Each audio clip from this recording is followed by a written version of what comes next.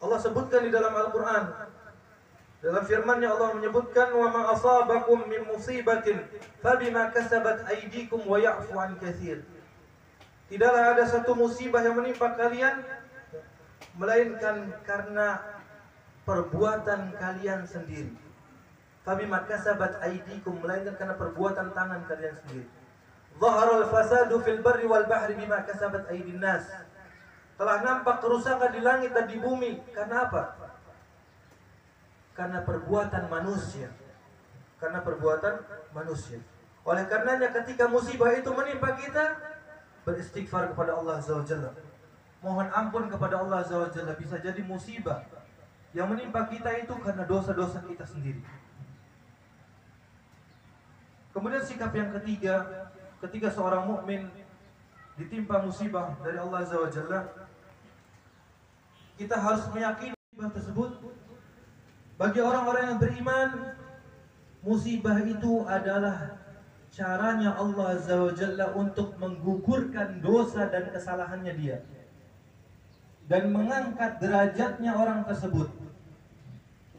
Musibah yang menimpa orang yang beriman itu berarti Allah sedang menggugurkan kesalahan-kesalahannya, dosa-dosanya, dan mengangkat derajatnya sebagaimana disebutkan di dalam hadis yang sahih. Ma yusibul mu'min min syaukatin fama fawqaha illa rafa'ahu Allahu biha darajah aw hatta anhu biha khati'ah.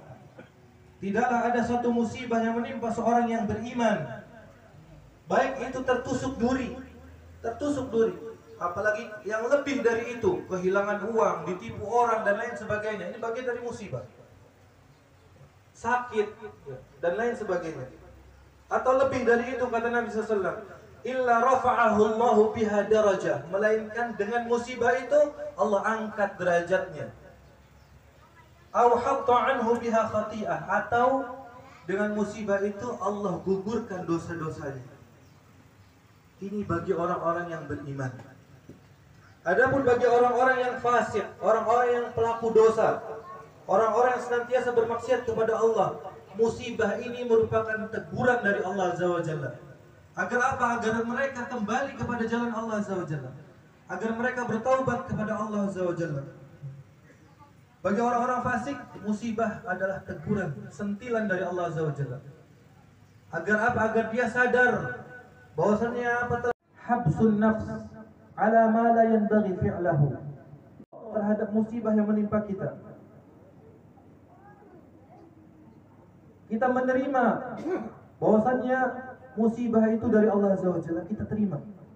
Harus ridha. Karena orang yang ridha nanti akan mendapatkan keridhaan Allah Azza wa Jalla. Sebagaimana dalam hadis yang sahih, Nabi SAW menyebutkan, riwayatnya dari Imam At-Tirmidzi, inna 'azamal jazaa ma'a 'azamil bala wa inna Allah idza habba qauman ibtalahum. Sesungguhnya besarnya pahala bersamaan dengan besarnya musibah yang menimpa seseorang. Semakin besar musibahnya menimpa seseorang, semakin besar pahala yang disediakan oleh Allah Azza wa Jalla kalau mereka mau bersabar.